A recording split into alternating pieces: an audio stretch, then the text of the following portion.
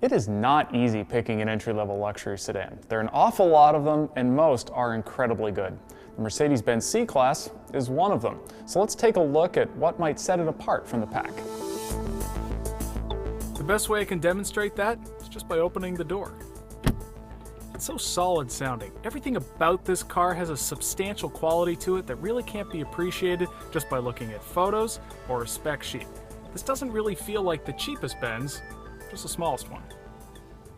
So that should explain why the C-Class costs a bit more than its competitors, but at least a base C250 includes most of the items you can expect from the other cars in this segment. Now from there you can pile on all of the upgrades many of its competitors offer. Now this particular C350 is reasonably equipped and costs 50 grand. There are 4 trim levels available, and frankly, it can get confusing. The C250 has a turbocharged 4-cylinder good for 201 horsepower, and it'll return 25 miles per gallon combined.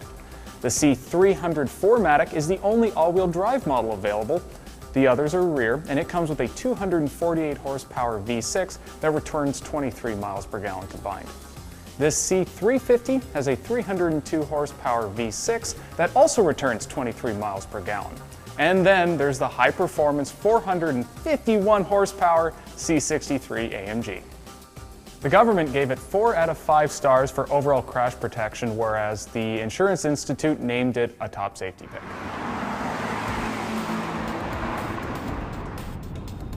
The handling isn't that of some razor-sharp sports sedan, but then even the BMW 3 Series isn't that anymore. No, the C is very responsive, it's even fun.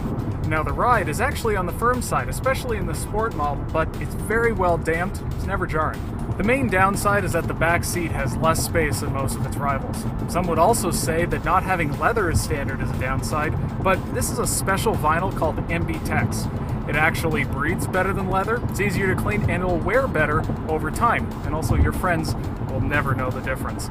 Of course, they may also be distracted by these red seat belts, which are optional, thankfully.